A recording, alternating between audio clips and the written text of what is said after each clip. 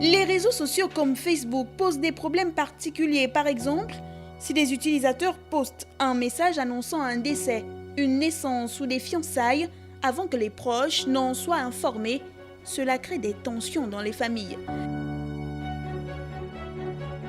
Les médias sociaux sont souvent utilisés pour rompre, annoncer une nouvelle relation, ce qui peut totalement surprendre la personne à qui on s'adresse.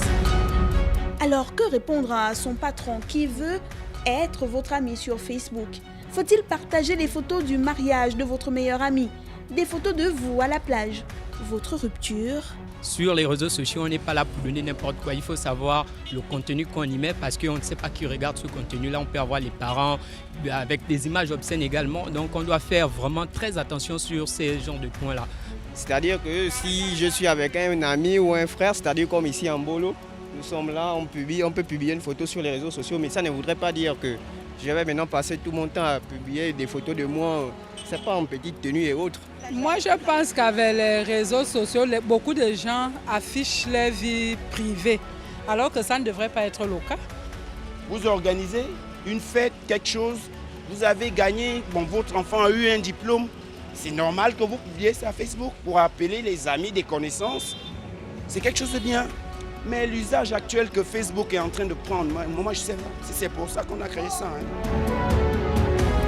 Bien complexes les règles de savoir-vivre sous l'ère numérique.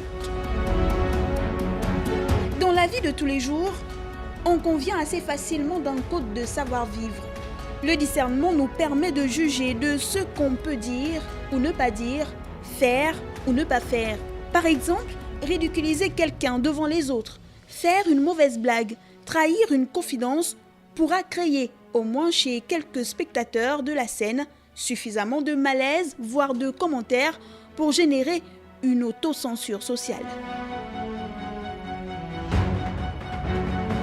Il n'est plus rare de constater sur les réseaux sociaux les écarts de langage qui vont de la simple mauvaise blague à l'intimidation, la diffamation, le vol d'identité, voire les menaces.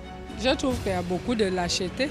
Beaucoup utilisent ces réseaux sociaux pour dire justement ce qu'ils sont incapables de dire en face. Moi, je me dis, tout démarre par la conscience. Qu'est-ce qu'on a dans nos têtes? Est-ce qu'on est là pour nuire aux gens sur les réseaux sociaux? Est-ce que nous sommes là pour pousser notre savoir-faire plus loin ou nous sommes là pour tout simplement détruire?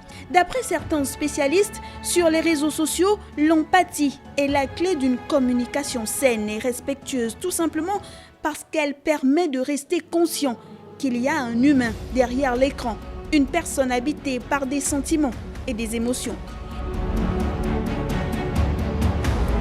N'oublions pas que chaque personne qui écrit sur un site d'échange est responsable de ce qu'elle publie et des recours peuvent être pris lorsque les limites de l'acceptable sont outrepassées.